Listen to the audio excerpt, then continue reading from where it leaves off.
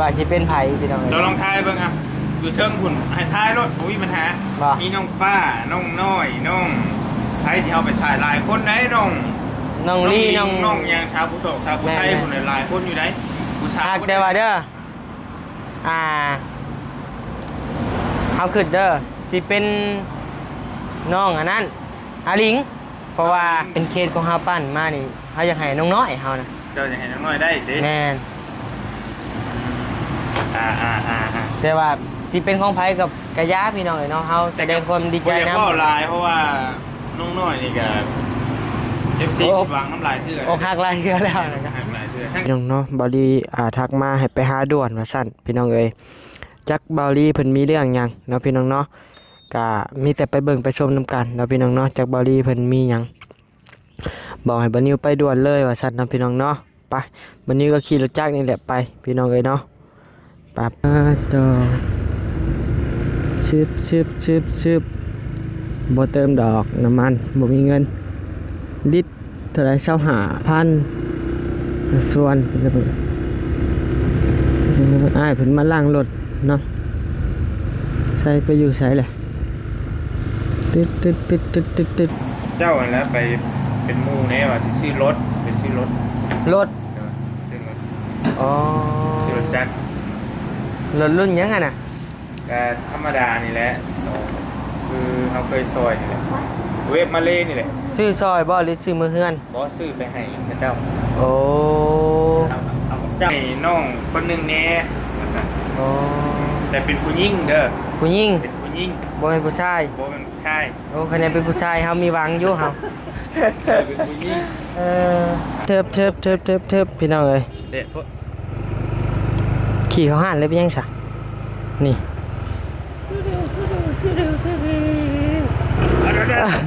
เข้าเลยบ่โอ้เข้าเลยแล้วอ่ะ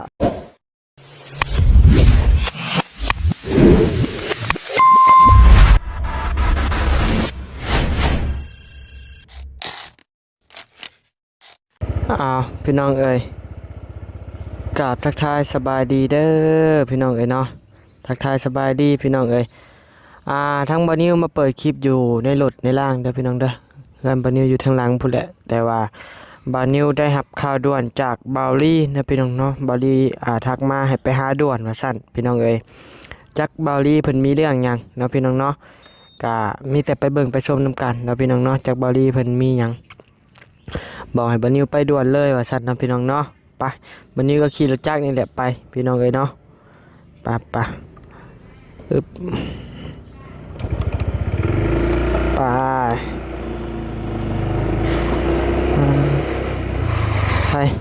ใส่กล้องหลังคือบ่ได้พี่น้องเอ้ยเบิ่งเปิดกล้องหลังพี่น้องเบิ่งไปกันเลยพี่น้องเอ้ยเนาะบาลีเพิ่นว่าเพิ่นจอดท่าอยู่อีหยังปตท.พี่น้องเอ้ยเนาะปตท.เซโนไปเบิ่งนำกันน้องเอ้ยจากบาลีเพิ่นมีข่าวหยังเนาะพี่น้องเนาะเซโนพี่น้องเอ้ยเนาะเซโนเซใจ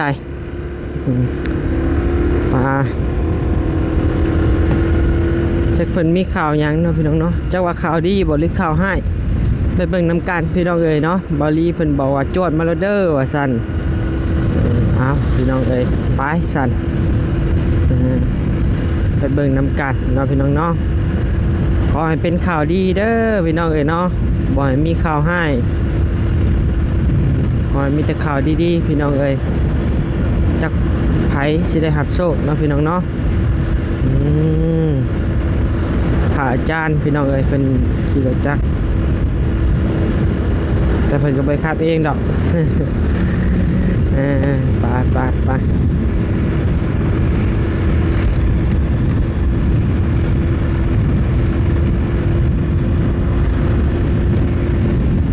ขี่รถจักรพี่น้องเอ้ยเนาะพออยู่ในเมืองเฮาวันนี้ว่าสิบ่ได้ออกเวียกได้พี่น้องเอ้ยมื้อนี้เพราะว่ากินข้าวบ่ได้อีกแล้วพี่น้องเอ้ยเนาะกินเล็กก็อ้วกออกเพราะว่าวันนี้ไปกินส้มนะบางนิ้วกินส้มหมูกับแกงเขียวหวานพี่น้องเอ้ยเนาะมันเป็นแนวพิษกระเพาะอยู่แล้วนะ แล้วไปกินหรือว่าโอ้พี่น้องเอ้ยหากได้แล้วไปซื้อนมมากินก็กินแล้วโอเคแหละพี่น้องเอ้ยเนาะได้ละแต่ก็สิไปสู่เวียกสู่งานต่อบาดนี่พี่น้องเอ้ยเนาะไปกับเบาลี่หาเบาลี่ก่อนพี่น้องเอ้ยกับใบใกล้ดอกปตทจากเฮือนบรรยุก็ได้ขี่ก็2-3นาทีนี่แหละพี่น้องเอ้ย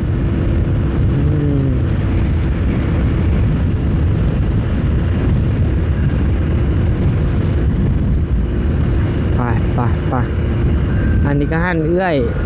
บรรยุเอื้อยลูกป้าพี่น้องเอ้ยเนาะบ่แม่นเอื้อยแท้ๆดอกเอื้อยแท้ๆแหละแต่ว่าเอื้อยลูกป้าพี่น้องเอ้ยฮอดแล้วปตทพี่น้องเอ้ยเนาะต่อชึบบ่เติมดอกน้ำมันบ่มีเงินลิตรเท่าไหร่25,000ส่วนอ้ายเพิ่นมาล้างรถเนาะใส่ไปอยู่ไสแหละตึ๊ดนี่รถบอรี่พี่น้องเอ้ยเบิ่อยู่เมซอนบ่พี่จักอยู่ห้าน้ำปั่นพี่จัก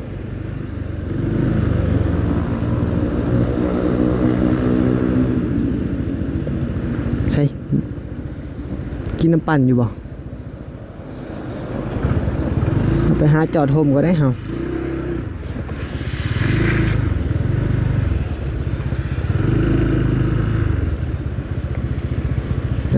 ต่อพี่น้องไปลงไปถามเบิ่งเพิ่นก่อนนี่พี่น้องนี่ยังมาพี่น้องเนาะใส่ไม้ห้องกินกันเนาะ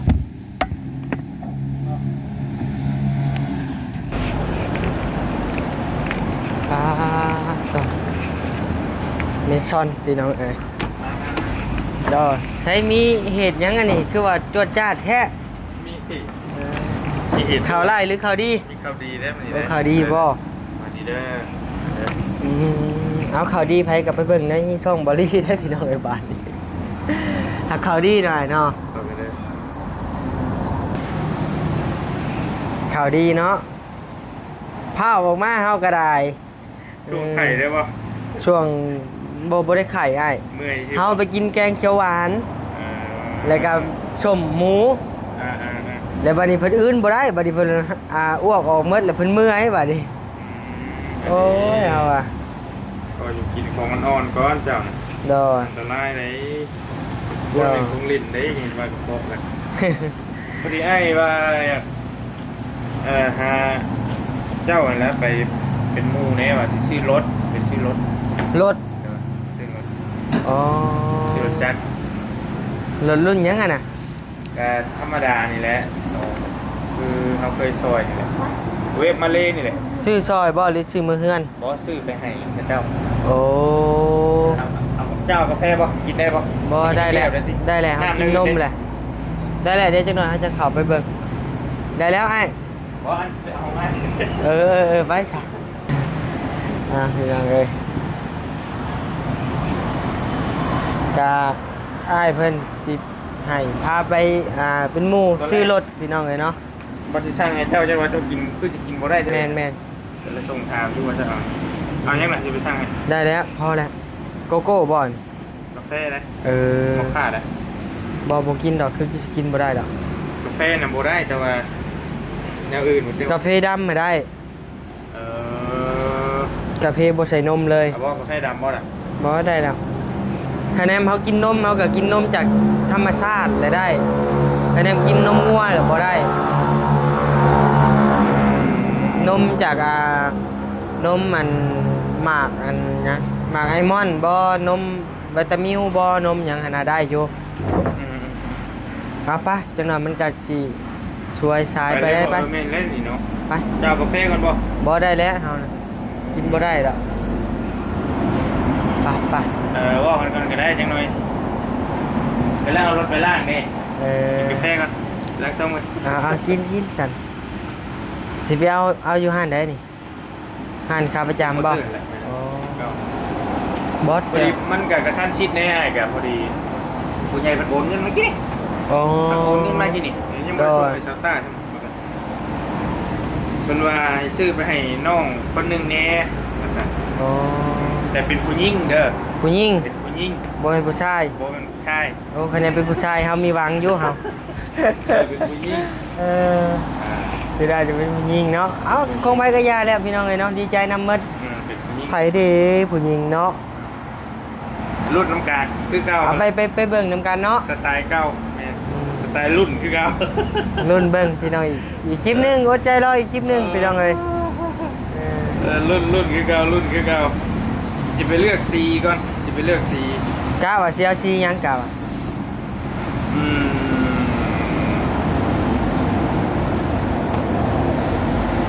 อยากได้สีเท่าๆแบบเท่าเลมโบกันนะ เอองามงาม มัน งาม มีบอกสีใหม่อะ คันบ่เท่าเลมโบก็ดำฟ้าก็งาม อ่า อืมแต่บ่ฮู้มันมีบ่ ไปเบิ่งตัว ดำผ้า จริงก่อน เด้อ แต่คือบอลี่อันนั้นเป็นสีคือบอลี่ชื่อให้น้องสาวนะก็งามตอนนั้นก็ แม่นงามตอนนั้นก็ มันก็ได้เยอะแต่พวกราคาเท่าไรตอนนี้ไม่ต้องเนาะเบิ่งตัวจริงก่อน เพิ่นว่ามันขึ้นได้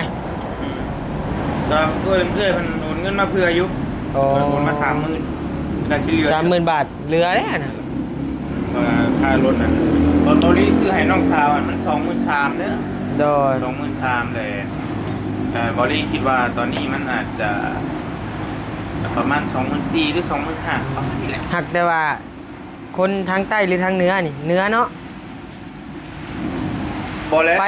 ไปทางเหนือนี่ ไปทั้งพูดแล้วพูดไปทั้ง เออแม่นแล้ว โอ้ยเชฟปูนแต่เชฟปูนนะโมเมนต์ แต่ทางเหนือเนาะ ทั้งเหนือพูดเลยทั้งเหนือ โดย โอ้ยบอกข้างหลายเนาะ เออไปรุ่นหนึ่งวันพี่น้องเห็น ลอง เนาะ รุ่นบ้างพี่น้องลองทายบ้างเอา มันหลายคนในทางน่ะ ล กะ องทายบ้าง มันหลายคนใดพี่น้องเห็นเนาะลองทายมาเบิ้งพี่น้องเห็นเนาะ รับรองว่าพี่น้องบ่ผิดหวังแน่นอน บุพิดวางเนาะ บ่ผิดหวัง พี่น้องเลยเอ้าพี่น้องบุพิดวังกันพอแหละพี่น้องเลยคลิป บ่ผิดหวัง คลิปตอนหน้าไปครับพี่น้องเนาะ แต่ยังบ่ทันบอก อืม ใคร มันเริ่มแล้วได้ หลายคนไหนนิ้ว ลายอยู่แต่บานิวกับท่านได้หู้เลยพี่น้องเลยเนาะว่าเป็นไผ่แน่ชัดนะแต่บานิวนี่เดาออกแล้วว่าจะเป็นไผ่พี่น้องเลย เราลองทายบ้างอ่ะอยู่เทิงหุ่นให้ทายรถมีปัญหา บ่ มีน้องฟ้าน้องน้อยน้องไทยที่เอาไปถ่ายหลายคนไหนน้อง น้องลี่น้อง น้องยังชาวผู้โตชาวผู้ไทย แม่ คนหลายคนอยู่ไหนผู้ชาย หากแต่ว่าเด้อเอาขึ้นเด้อสิเป็นน้องอันนั้นอาลิงเพราะว่าผู้ใหญ่เพิ่นให้ความสนใจมาหลายน่ะกะเพราะว่าเห็นในคอมเมนต์เจ้ากับบาร์บี้ลูกพี่มาแล้ว ไปหาสาวผู้ไทยแหน่หั่นนะเพิ่นน้องลิงเพิ่นก็บ่มีรถเด้ อันนุ่งกะ อันน้องก็ยังบ่มี มีบ่หรือบ่มี ยังบ่ รถเก่า มีรถเก่ารถเมล์แต่ว่าคนที่เฮาอยากให้ได้อะลีนี่ที่ว่าเฮาเป็นเคสของเฮาปั้นมานี่เฮาอยากให้น้องน้อยเฮานะ เจ้าจะให้น้องน้อยได้ดิ แม่น อ่า แต่ว่าสิเป็นของไผกับกะยาพี่น้องเอ้ยเนาะเฮาแสดงความดีใจ บ่อยาก นำ เว้าหลายเพราะว่าน้องน้อยนี่ก็FC ผิดหวังน้ำลายเทื่อ อกหักหลายเทื่อแล้วนะครับ น้ำลายเทื่อทั้งที่เฮาก็บอกอยู่ว่าบ่เป็นของน้องน้อยเด้อบ่เป็นของน้องน้อยแต่ว่าเพิ่นก็ผิดหวังตลอด โดย ครับผมรู้สึกว่าจังไดแต่ก็อันนี้ก็คือเก่าเท่านั้นสไตล์เก่าแต่ยัง รุ่นเบิ่งเนาะ ของไผ รุ่นเบิ่งโอ้ยยังไง อยากให้น้องน้อยได้เจ้าติ แม่นยังไงน้องน้อยได้ อืม เพราะว่าน้องน้อยนี่เป็นเคสที่ว่าเฮาอันถ่ายคนแรกนะที่ว่าเคสอัน เฮามากับเบาลี่เข้ามาพี่น้องเอ้ยเนาะส่วนนะกับน้องน้อยก็เฮิงแหละนะมันเข้า6 เดือน 7 เดือนแล้ว กระบะเพิ่นอยู่เพราะว่าถ่ายคลิปเพิ่นว่า เมื่อวานนี่ให้บ่ ให้ได้ อื เพิ่น ม ให้ถ่ายคลิปเพิ่นว่านี่ โดย ขอรู้เลยว่าให้คนละนิดน้ำแหล่ล่ะมันจะ เพิ่นให้อยากได้หยังกัน 5-6 เดือนเลยบอกมานี่เนี่ยเพิ่นให้หลายอย่างเพิ่นบอกนะมันย่างเมื่อยย่าง เมื่อย เมื่อยย่างนี่แหละก็บวกมัน มดลูกน้องบ่ดีเด้อย่างไรก็บ่ได้ โดย อย่างไรก็บ่ได้แหละแต่ก็เลยว่ามันหลายอย่างแหละน้องก็ได้มรสุมก็เลยว่าให้เพิ่นว่าไปว่ามาเมื่อวานนี่ก็ได้ โดย มีเรื่องซ่านน้ำนี่หั่นแหละ อืม เจ้าเมื่อแล้วแหละเมื่อทุกเจ้ามาเด้ถ่ายคลิปเพิ่นล่าสุดบ่ โด ได้ ยคะแนนเหมือนเฮาอยู่เพิ่นบ่ให้แน่นอน พอเพิ่นนี้ฮะเหมือนเฮาอยู่นะ หลายคนเด้หลายคนแหละหรืออาจจะบ่อยากกล้าแสดงออก โดยไปได้ปะเยี่ยม บอกกาแฟก่อนบ่ บ่ได้แล้วอีต้น power bank ลูกพี่บ่นิวเด้อพี่น้อง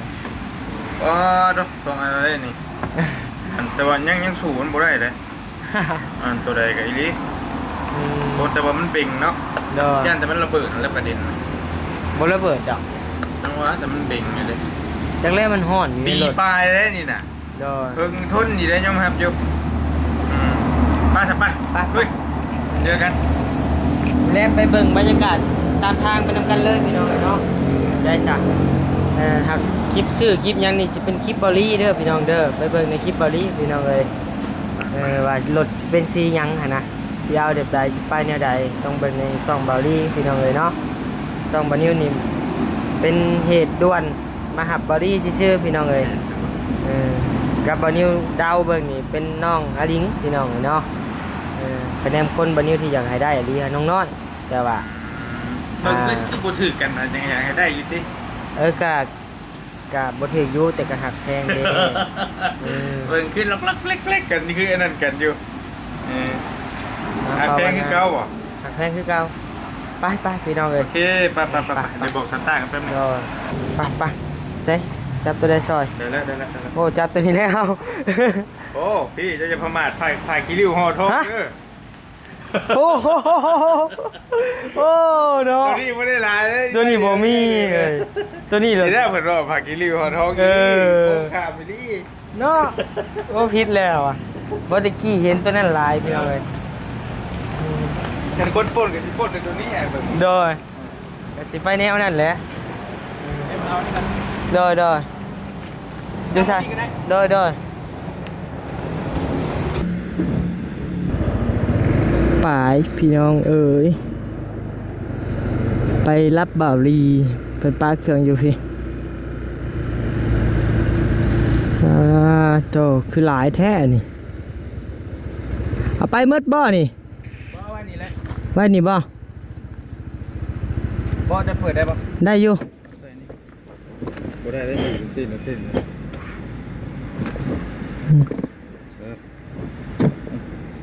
ป้นบอลี่ซะเป็นอย่างเนาะพี่น้องเนาะมันอยู่ในรถบานิ้วเลยเด้ มีเงินหน้าได้ไปช่วยกันเท่า ว้า ไอ้ครับบ่ได้บ่ เฮาขับก็ได้ เลขกันแล้วก็ลดลง แป๊บเดียวดอกอยู่นี่ฮะไปะ มักคมไว้หนึ่ง แต่ว่าทางก้นแนมไปนี่บ่ไปได้ละหักได้อยู่ไปะพี่น้องเอ้ยฮ่าโธ่อันนี้บรรยากาศปตทเด้อพี่น้องเด้อเนาะปตทบ้านบานิวลงแล้วเช้าหาแล้วได้อยู่พอได้ขี่รถใหญ่น้ำหมูพอบ่ได้ตากแดด 5,000ก็ซ้ำเก่าแล้ว โดยลง19นี่ตีลังกาขี่รถนายเลย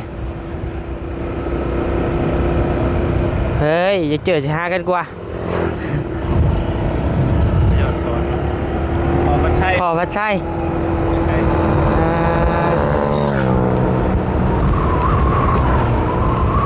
ไปใช่อ๋อโดย ให้เข้าบ่ พ่อโดย ซื้อรถก่อนไปซื้อรถให้กันเจ้าก่อน พ่อบพัดชัยพี่น้องเอ้ยเนาะลูกชายเป็นบ่อยู่แล้ว ไปลองแจ้งแล้วพี่น้องเอ้ยเนาะไปลองแจ้งกันลองจนแจ้งอะลีพี่น้องเอ้ยขี่รถจนแจ้งโอ้บลีเช็ดบ่นี่เฮ้ย เลขงัวเนี่ยฮะ เช็ดบ่มีไอ้เล็งว่าบ่มี เลขงัวเป็นเลขยังวะเลขกวางบ่ นี่เป็นเลขกล้วยบ่ ดอยพี่น้องเอ้ยสองไอ้น้อง ไป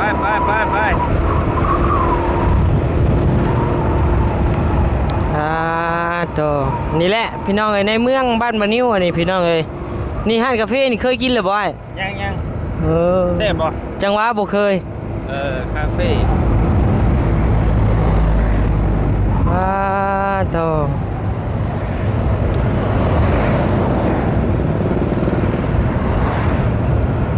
นี่รถเฮาออกห้านนี่รถเฮาน่ะ เคยซื้ออยู่ใช่ไหม โดยแต่ว่าไปห้านพุ่นเนาะ นั่นแหละนั่นแหละท่านเดิมครับเคยซื้อของเราด้วย โดยเป็นรุ่นหายุ มา ใช่อ้ายไปเนี่ยเทิบพี่น้องเอ้ย เด็ดพวก ขี่เขาห้านเลยไปยังสะนี่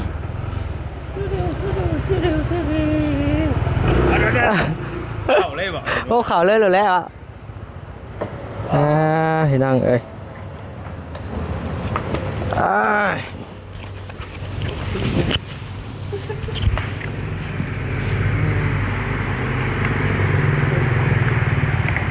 เอาพี่น้องเอ้ยไปเบิ่งในคลิปบอลลี่เด้อพี่น้องเด้อบัดนี้เด้อบัดนี้ฮอดแหละไป